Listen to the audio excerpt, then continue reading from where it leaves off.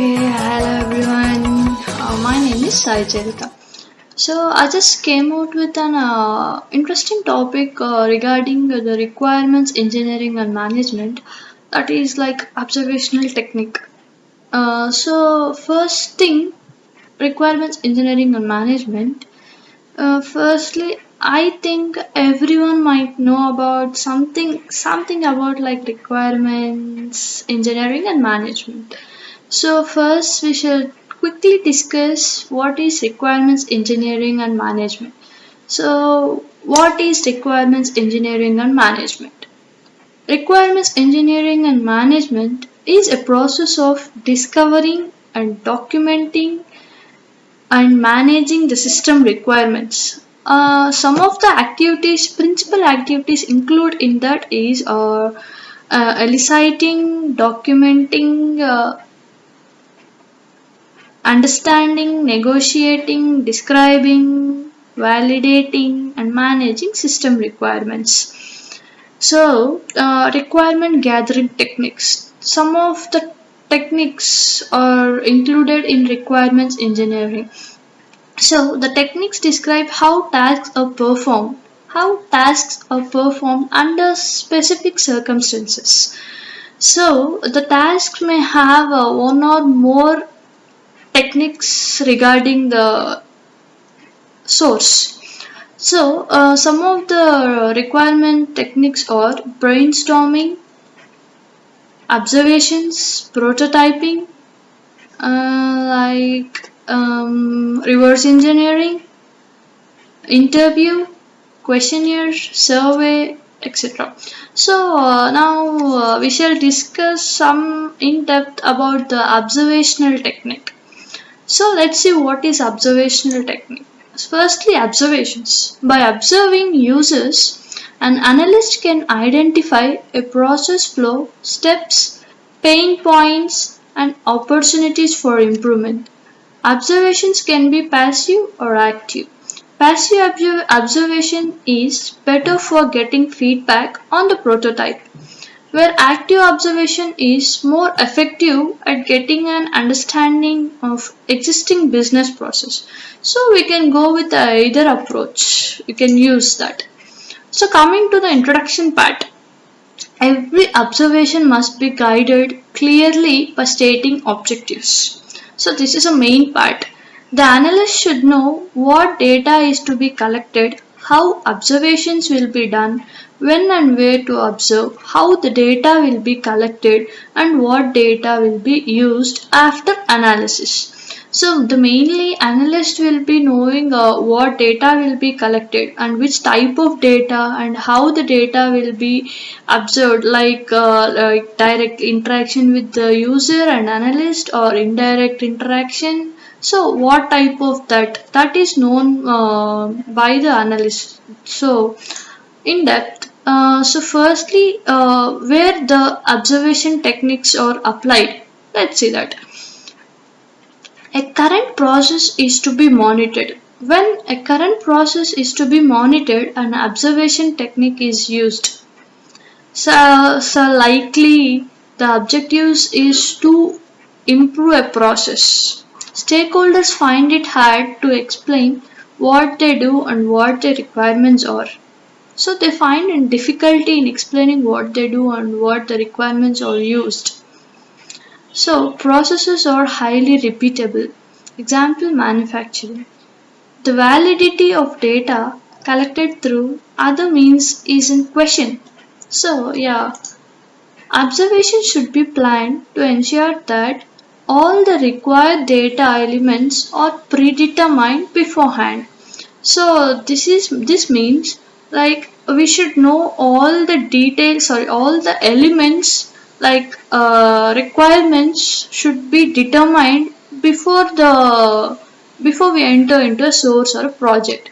So this will reduce our uncertainty during the observation session and ensure that the analyst can focus on the task of observing without wondering which event should be recorded and which should not be recorded.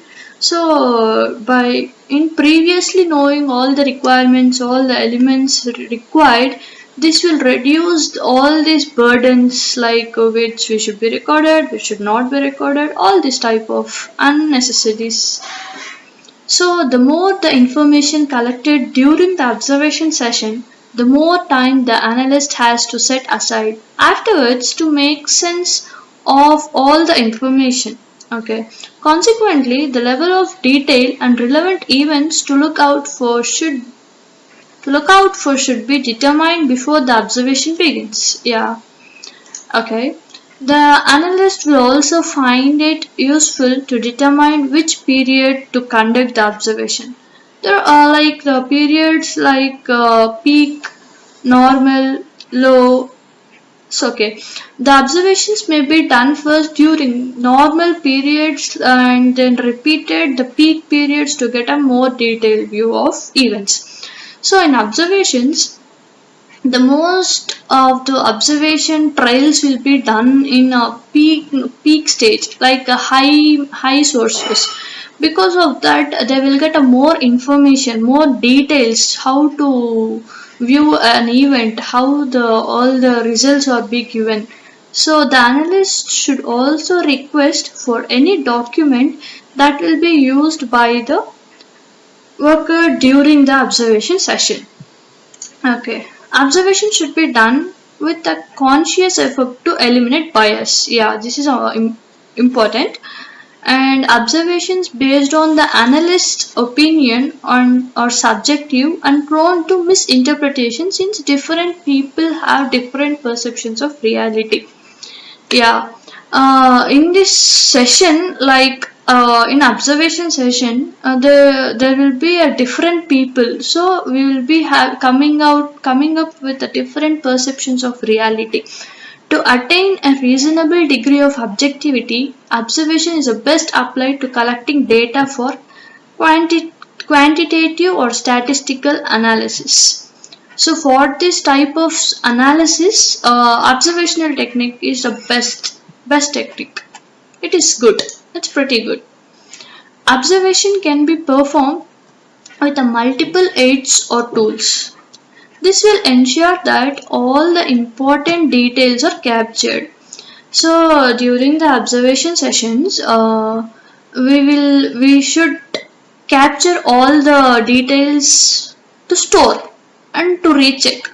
So for that, we will be using a checklist or a tally sheet. We will be using that during the observation to record the frequency of events. Some analysts choose to use the tools such as video recorders, tape recorders, normal audio recorders, still some photographies, note taking tools to record the details of their observation sessions. So these are some of the tools used by the analyst to store that and recheck when we wanted that. Okay. Observation may be done passively or actively. So we have two types of observations like passive and active. Coming to passive observation, passive or invisible observation. So this passive observation happens where the analyst has no interaction with with the worker while the observation is going on. But they will be taking the notes or some kind of tools they will be using for storing that all observations records. The analyst would typically ask follow-up questions after the observation session by using a prepared list of questions or asking questions on the floor. So in passive observation, there is no interaction between the analyst and the worker. So this is a passive, which this is so since it is known as invisible observation. So this cannot be seen directly.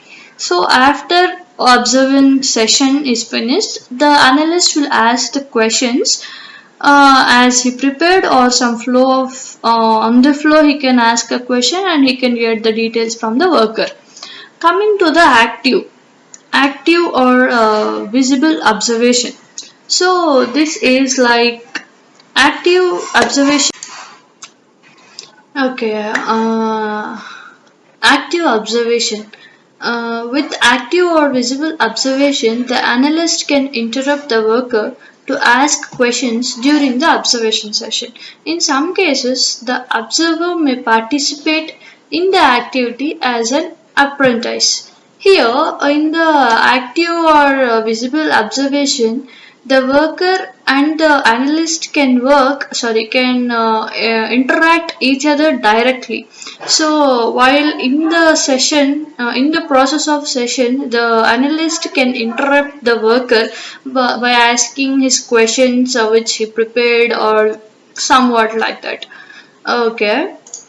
And so small example like in marketing research, the most probably used observational techniques are personal observation, mechanical observation, audits, stress analysis, content analysis. So, in brief explanation about all this, personal observation. In personal observation, it will observe the products in use to detect the usage of the patents or the usage of the program of the product. So, the mechanical observation, an eye tracking analysis while subjects watch advertisements. In this mechanical observation, there are two main important things what the subject is looking for and what in which the viewer is interesting, how interesting the viewer is. So like what is the subject is looking for, in which the viewer is interesting. So these are the two important things. Audits. Coming to audits, in retail audits to determine we use to determine the quality of service to the stores. In this way we will use the audits. Trace analysis. In this trace analysis, we will be storing the information. We will be stored all the records like credit card records, like something like that. We will be storing that. Content analysis. In content analysis, we will be observing the magazines, the contents on the magazines and the newspapers, contents in the articles, television broadcast, radio broadcast, etc. Okay. And the pros and cons of the observation technique. There are certain advantages and disadvantages of observation technique. There are certain advantages to using the observation technique. The data gathered during the observation sessions are quite reliable. It is often used to confirm the data extracted using other techniques. Yeah.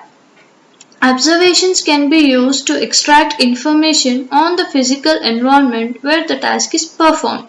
So the observations will be extracting the information through the physical environment. For example, the analyst can get the information on the level of noise, physical layout, traffic, and so on. So it is relatively inexpensive. It's a pretty good because it's a good advantage of the observation technique because it is inexpensive. It allows the analyst to perform work requirements. So, somehow there are the downsides using the observation technique that we should be aware of. Like one is the expectation that difficult to capture in one session. Exactly, we can't capture all the details like in one session because if we perform our two sessions, we will be getting variations in two sessions. In one session, we will be getting positive. In other session, we will be getting negative. So we can't get we can't capture everything at a time. So in one session, so repeated observation sessions and interviews may be needed to supplement the facts gathered. So the repeated observations must be needed to get all the facts needed. Observers are also prone to bias reflected in the form of seeing what they expect to see and what they want to see, which can affect the results of the observation. Okay. Also, where work is guided by high level of intellectual analysis, the observation technique is least effective. Lastly, the stakeholders are prone to interruptions during the observation sessions. Yeah, the observation technique is the least effective.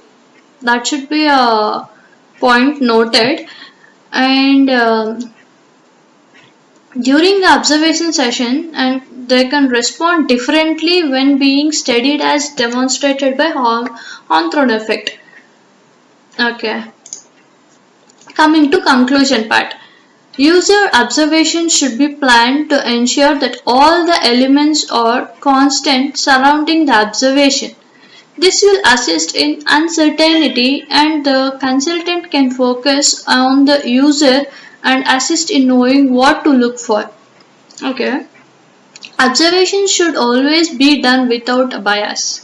As in other requirement gathering techniques, the analyst must simply record what is presented to them and avoid making comments on whether they believe what is correct and what is wrong.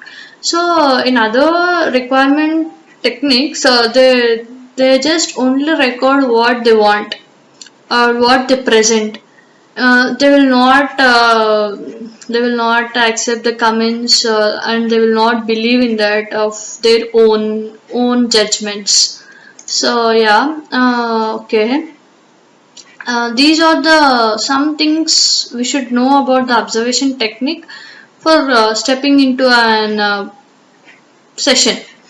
So before you start observation technique, you will want to know that to set the tone with your users. We should set our tone of voice with our users. So that is a important thing. And one writer does caution the effectiveness of observation can vary, as users have a tendency to adjust the way they perform the task when knowingly being watched. So we may get a variations like when we knowingly get being watched, and indirectly observations, we will get a variations in that. So make sure that the people you observe know that you are not there to judge what they do, but to make their work easier in the long run. We should not judge their work, this is correct and this is wrong. Just we should go with them with the flow. And at last, I should thank them for letting you hang out with them for a bit. You should thank them for letting you hang out with them for a bit and ask them to show you what they do in a typical task and explain it for you as they go. Ask them what they like and don't like about it, and about any workarounds they have created on their own. So we must thank them, and we must be interactive, like very joyous. We should not judge them, and we should know like what of the details we need. Okay, and we just came to end of our session. We have discussed a lot about the observational technique, and it is a pretty good technique regarding the requirements gathering techniques.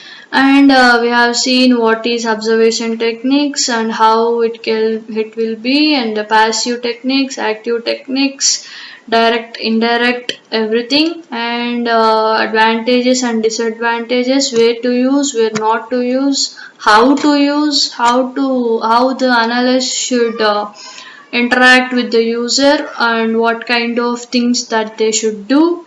And yeah, thank you so much for your patience, and thank you so much for the day and effort you put to watch my video, and thank you so much.